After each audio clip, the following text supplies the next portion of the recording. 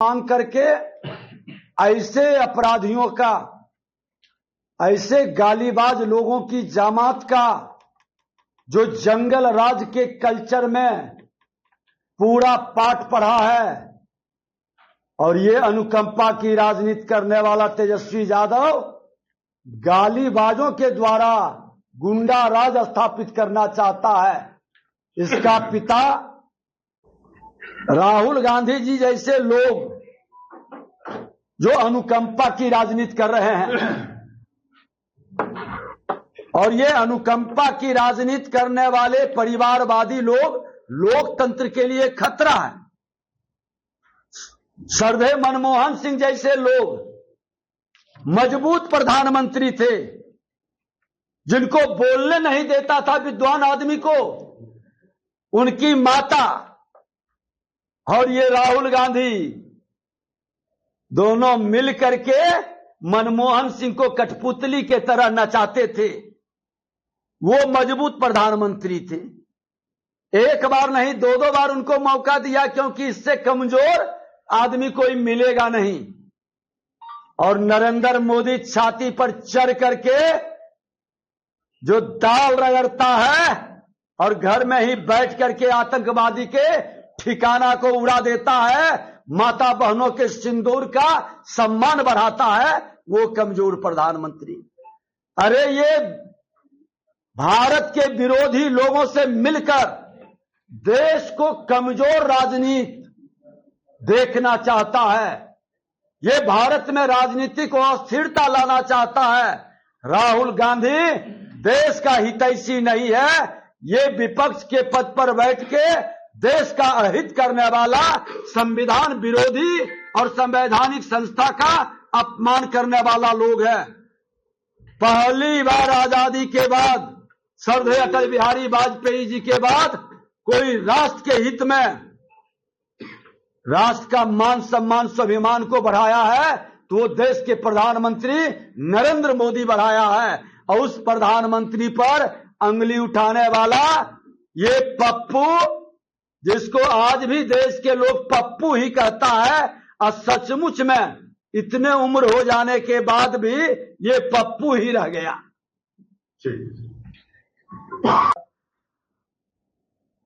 पितृपक्ष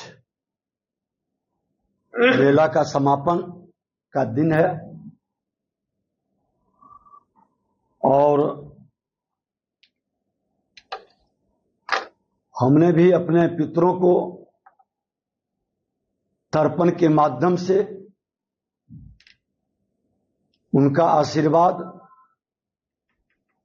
स्नेह और उनके उद्धार की कामना की। आज अपने पितरों का और राष्ट्र के प्रति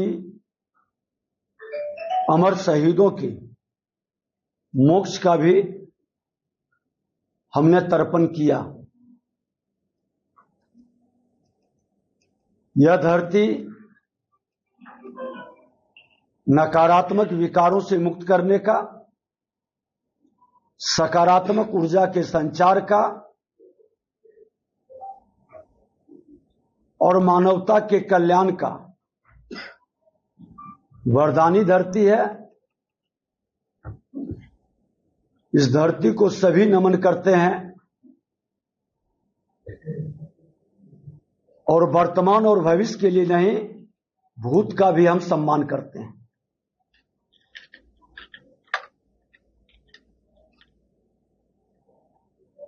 कल वैशाली की धरती पर जंगल राज के युवराज, जिसकी अपनी पहचान नहीं, माता पिता के पहचान से जो सोने के चम्मच लेकर जन्म लिए और अनुकंपा की राजनीति कर रहे तेजस्वी यादव जी, आपकी सभा में फिर से गालीबाज आपके लोग स्वर्गीय माताजी, प्रधानमंत्री जी के माताजी को गाली दे रहा है और आप सुन रहे हैं, मनोबल को बढ़ा रहे हैं। धिक्कार है इसी मानसिकता को जिस माता पिता ने आपको जन्म दिया, वैसे माता पिता को धिक्कार है कि जिसका पुत्र बुजुर्गों का अपने संस्कृति और संस्कार को भूल गया। दुश्मन भी होता है, उसके माता पिता को लोग गाली नहीं देता। ये तो स्वर्गीय हो चुके, संवैधानिक पद पर बैठे प्रधानमंत्री के माता पिता को गाली दे में उग्रवादियों को पोषित कर करके नरसंहार का शुरुआत कराया, और उसका बेटा अब गालीबाजों की जमात से बिहार में गुंडा राज स्थापित करना चाहता है। लेकिन खुला चुनौती है कि सनातन संस्कृति से दूर जा चुका, जिस माता पिता ने संस्कार नहीं दिया, वो अगर जो गालीबाजी का राजनीति करेगा तो ऐसे गालीबाज को भारतीय जनता पार्टी के कार्यकर्ता खोल करके सजा देगी, माफी नहीं देगा। हम अपने बिहार को गाली नहीं बनने देंगे। ये लालू यादव के संस्कार और संस्कृति में बिहारी शब्द को गाली बनाया, बिहारियों को बदनाम किया, बिहार को बर्बाद किया।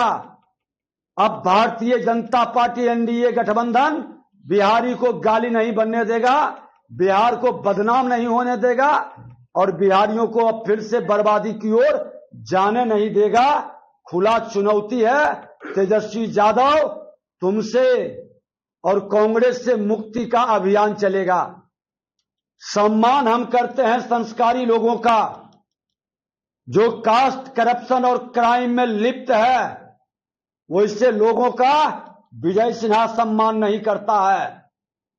कास्ट करप्शन और क्राइम बिहार को बर्बाद किया है और बिहारियों को बदनाम किया है, और उसका सबसे बड़ा पाठशाला ये जंगल राज में ज्ञान प्राप्त किए हुए लोग ही हैं।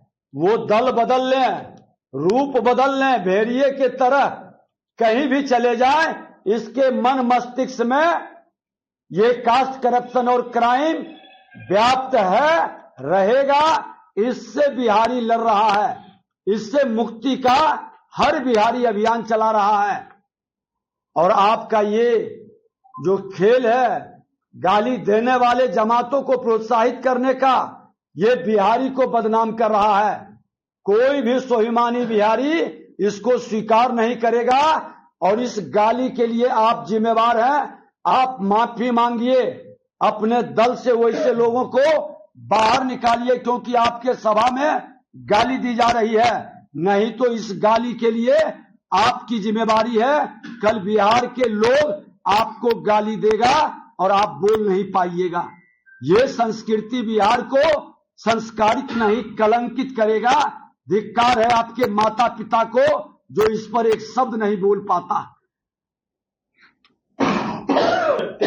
ये माता सरस्वती के अपमान शुरू से किए हैं, क्योंकि बिहार की जनता को इसके पिता ने कहा था पोती पत्रा जला दो, जनेऊ तोड़ दो, जाति जाति को किसी को कुक्कर कह करके बुलाया था, किसी को भूरा बाल कह करके लड़ाया था। ये संस्कारहीन लोग हैं। और लालू यादव, तेजस्वी यादव, तुम अपने जात के संस्कारी लोग को उठने नहीं देते हो।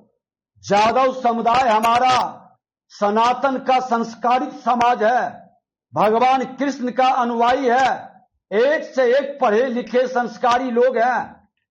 लेकिन तुम्हारे जैसे नम्मा पास जो हर क्षेत्र में फेल हो चुका है, माता सरस्वती की कृपा इसीलिए नहीं हुआ कि तुम कलम लेखनी का अपमान करते हो और लेखनी फेंकते हो। अरे तुम्हारे पिता लाठी में तेल पिलाने का काम किए और तुम कलम का अपमान कर रहे हो।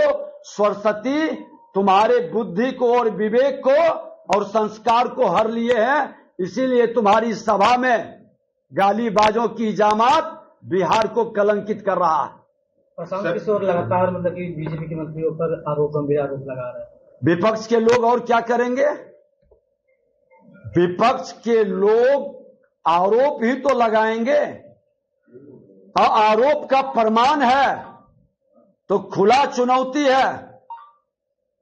मुझ पर भी आरोप लगाया थी कि 2 जगह वोटर है, मेरे सर्टिफिकेट में 2 डेट है।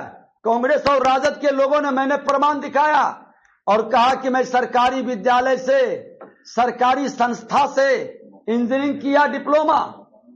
लेकिन तुम बता दो तुम्हारी डिग्री कहां है?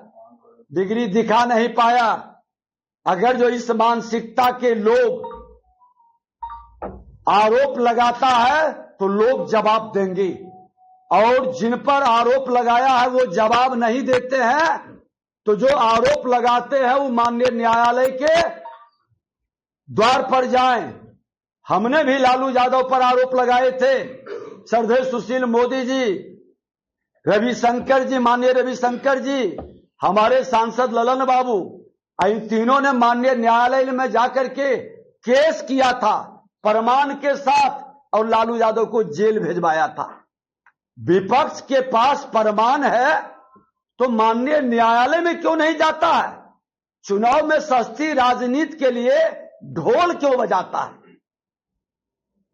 सर, लोकतंत्र में अधिकार है विपक्ष को आरोप लगाने का। विपक्ष के आरोप से सत्ता पक्ष और स्वच्छ होता है, लेकिन प्रमाण के साथ राजनीति की इतनी गिरावट न हो कि कुछ भी बिना प्रमाण के आरोप लगा दें। हमने कहा कि हम भी विपक्ष में थे, नेता प्रतिपक्ष थे, हम भी आरोप लगाए थे।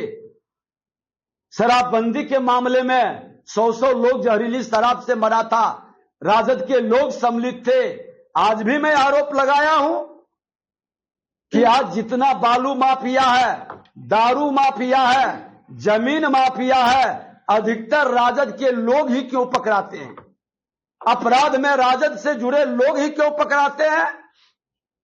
जांच करा लो, निकालो रिकॉर्ड, देखो कि अधिकतर लोगों का संबंध राजद से जुड़ा क्यों, कैसे है।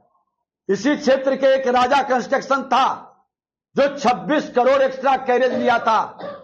हमने कहा जांच करवा लिया, मैंने रिपोर्ट भी मंगवा लिया। तेजस्वी यादव से वो जुड़ा व्यक्ति था, राजद से जुड़े लोग, ठेकेदार, और उसके पीरियड में पेमेंट हुआ था। आज तक तेजस्वी यादव जवाब दे नहीं पाए। शिमला पर हमने कलम चलाया, दीवार किया। तेजस्वी यादव उप मुख्यमंत्री थे, पथ निर्माण मंत्री थे, आज तक आवाज नहीं निकली। उनके पीएस जो पेपर लीक में लगे हुए थे, उस पर भी आरोप लगाया था, उसका भी जवाब नहीं दे पाए। विपक्ष सत्ता पर आरोप लगाते हैं तो प्रामाणिकता के साथ, और सरकार और सत्ता नहीं सुधरती है, नहीं जवाब देती है, तो उनको माननीय न्यायालय में जाना चाहिए। लेकिन झूठा ढोल बजा के राजनीति की गरिमा को न गिराएं। पक्ष हो या विपक्ष हो, राजनीति करने वाले के सम्मान को गिराने का खेल खेलने वाला, क्योंकि जो विपक्ष आरोप लगा रहे हैं वो भी चुनावी प्रक्रिया में विधायक और सांसद बनने का ख्वाब देख रहे हैं। तो आप अपने एक वर्ग को, विधायक सांसद पक्ष के हो या प्रतिपक्ष के, उसके सम्मान को तार तार बिना प्रमाण का न करें। प्रमाण है तो उसका उचित प्लेटफॉर्म पर उपयोग करें।